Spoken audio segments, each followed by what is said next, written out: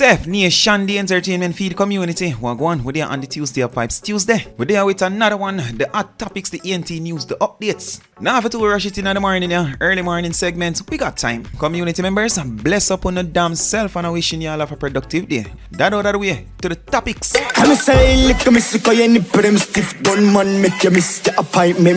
Skeng's a little miss. Just the other day we got the remix for that song from Skeng and Nicki Minaj.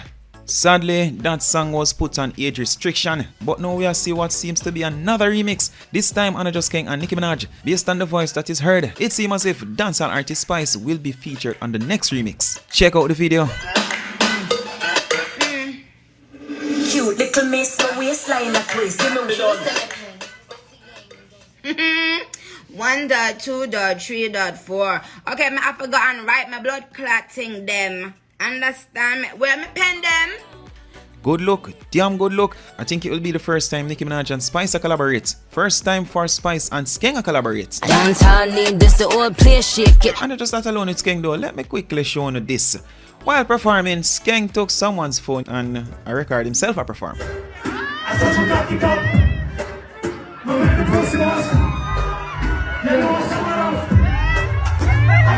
More updates. Silkboss girlfriend Bree, she took to social media to share this picture, clearly showing off that little belly with a little Silkboss inside. Who could tell maybe it's a little Bree? More updates. Don't know where the entertainer head to, but this is Popcaan, dancehall artist Popcaan, being escorted by the police. My dad, boss it, my dad. Oh fuck lad, holy puppy. You know ya who? We are getting escorted puppy. You know ya who? Nah man, we are getting escorted puppy. Boss it.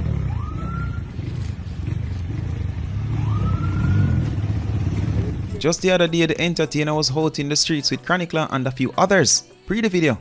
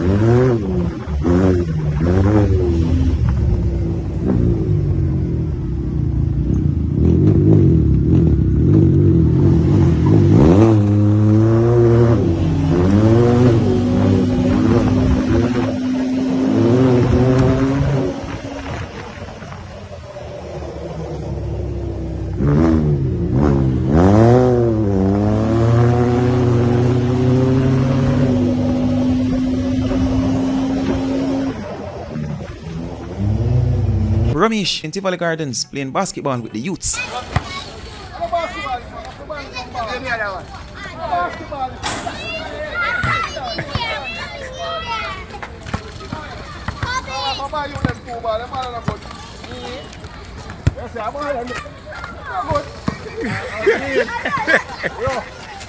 Veteran dancehall artist Beenie Man shared this. No caption, nothing said, just share the clip.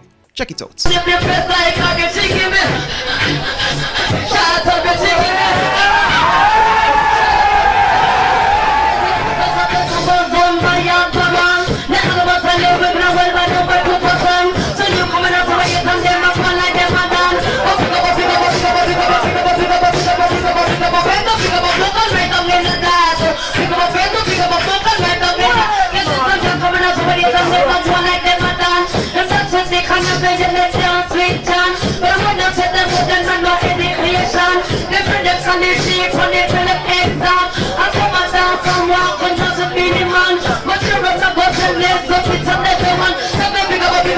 Beenie Man took us back well far from before even I born. As I mentioned, one veteran on to the other.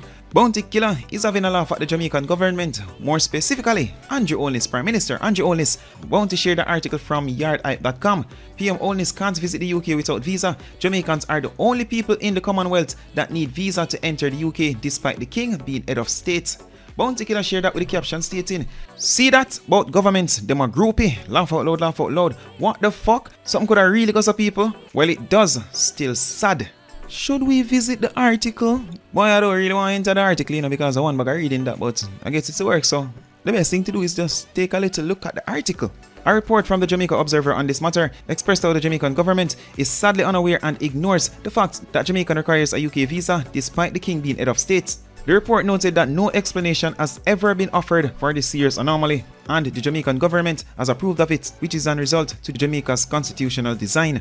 This requirement serves to restrict the Jamaican citizens' right of access to their king and head of state and their constitutional rights of access to justice by appealing to him through his advisory body, the Judicial Committee of the Privy Council, which functions as Jamaica's court of last resort. Despite their vows of allegiance and obeisance to their sovereign, His Majesty's representative in Jamaica, the Governor General, Sir Patrick Allen, His Majesty's dependable and well-loved Privy Councillor, the Prime Minister, Andrew Holness, and His Majesty's loyal leader of the opposition, Mark Golding, are required to hold a valid visa to enter or transit where he is domiciled. The report further implied that the Jamaican government would be well within its rights to order the King and his government in London to fully restore the rights and privilege of citizens that the Commonwealth's realm of Jamaica to travel throughout His Majesty's main realm without the hassle and without the requirements of obtaining a visa.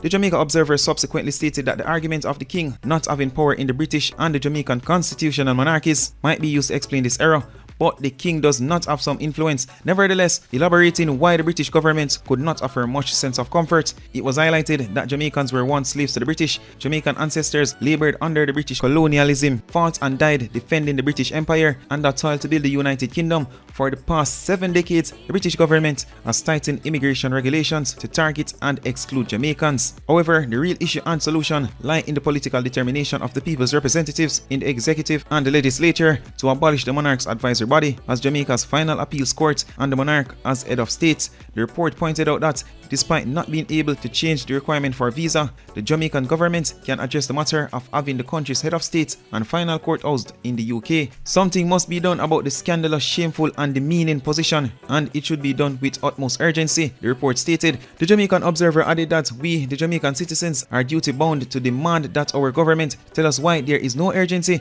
in entering upon that reference and why they wish this intolerable situation regarding lack of access to our final court of justice to remain in a place far removed when it can simply and quickly be changed by the means of a mere vote in the parliament. It concluded that by stating Jamaica's government's casual attitude towards all of this is shocking and unsettling. Jaja. The entertainment feed community, I want to tell me what I think about that, so moving on. The last topic we're going to look at in this report. Incarcerated dancehall artist Ninja Man finally speak on the drama and controversy with Bounty Killer and Beenie Man not attending Merciless funeral. I hope this is the final piece to it. Nothing more should be said on it. We will just call it a day from here. While on the think on that, check out the video.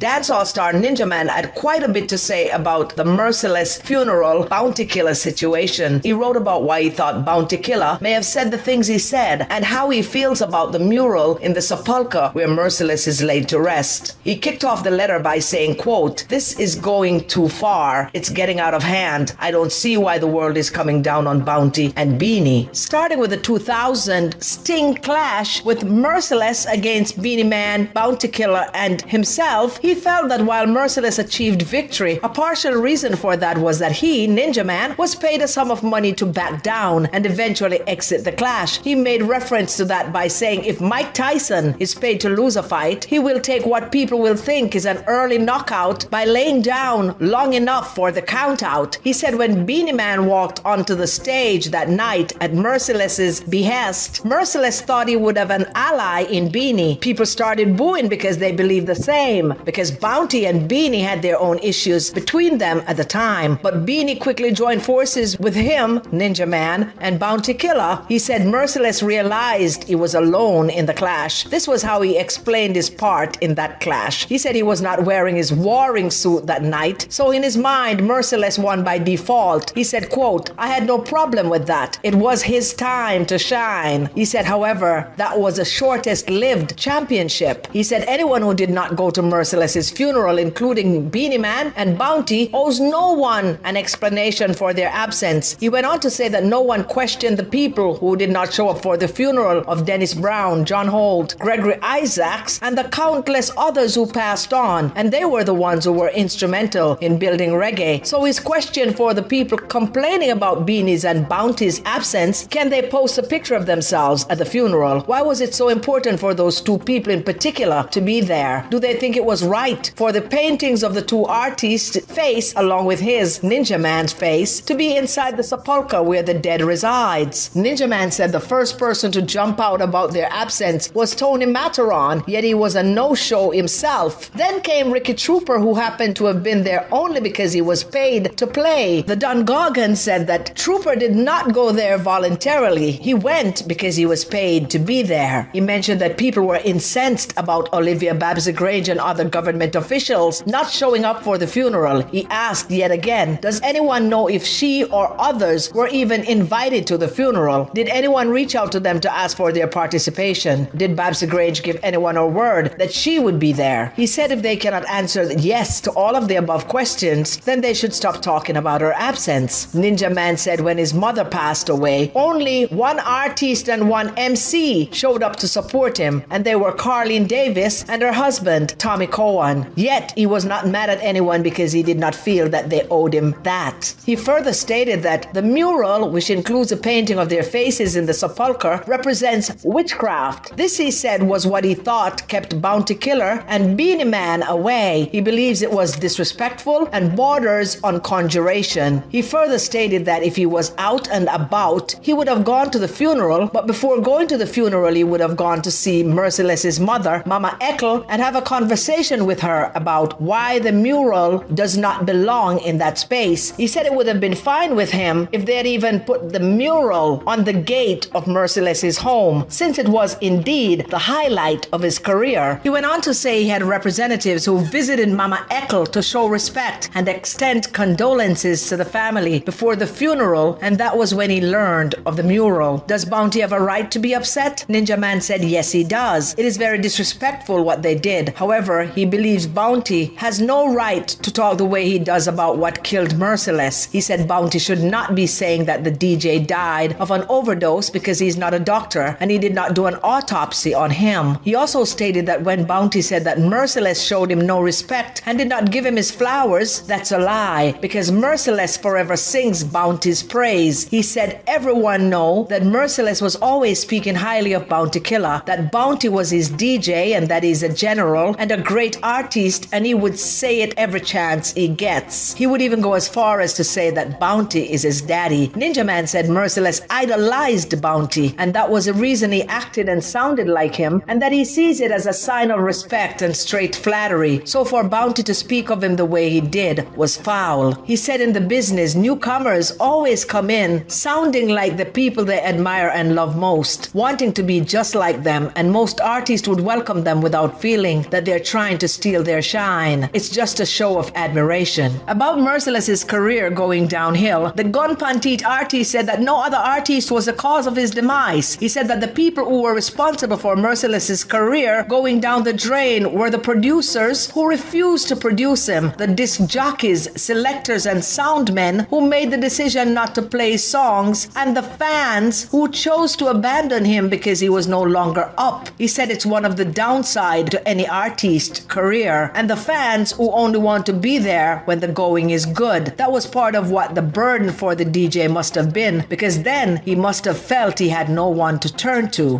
Ninja Man was very passionate in the way he wrote about how people in the industry shut Merciless out. He said he could relate to that because that is the same way they shut him out as well. But he believes deeply in God and knows that if people could have done what they did to the greatest man who ever walked the earth, Jesus, he was not surprised at the things they did and tried to do to him and others like himself. He said nothing is as painful as what Jesus, the divine one, went through, and he was a perfect man. So he knows any card can play at any time when it comes to mortal man. He said after that Sting clash with Merciless, Carlene was putting on a show in Red Hills and he suggested Merciless for the show. Knowing that Merciless did not have a fan base in that vicinity, he took a busload of people to the event and encouraged them to cheer on Merciless. They did, and the DJ had a great night. At the end of the night, he told Merciless how well he did, yet again, encouraged him to understand his value and that he was worthy. Ninja Man said after that win for Merciless at Sting, things started looking even better for the DJ, who got 50 shows in the United States underground dancehall scene at $35,000 per show. However, one night during the course of that run, Beenie Man showed up and walked out onto the stage. Beenie Man took it to Merciless with each "what up?" from Merciless. Beenie Man would counteract him. At the end of the night, the promoter wanted Beenie Man on that tour. Beenie Man offered him a package including a band, dancers, and backup singers at $25,000, and before long, the tour belonged to Beenie. Ninja Man said, quote, "I think that was when Merciless started going down. That was his demise. When Beenie Man defeated him underground, that was when he started getting intoxicated. Where were all these people when Merciless needed them? Ask them to tell me how many Merciless songs they played since 2015. He also said that the only person that was obligated to be at that funeral was his longtime manager, Gaddafi. He was the one getting 20% of everything that Merciless made. He was the one who was starring alongside Merciless, because when Merciless was a star, he was a star as well. When Merciless went down, he went down with him. He was the only one that was obligated to be there." He mentioned that when Buju Banton was incarcerated, he was one of the many people saying "Free Buju Banton" and the same for Vybz Kartel, but he noticed that no one is out there saying "Free Ninja." It's almost like he's forgotten. Ninja Man finished the letter by saying, "Music is a mission, not a competition. You are there to please the audience who pays their money, not to please each other. The sooner everyone realizes that, the better off we will all be." The entertainment feed community.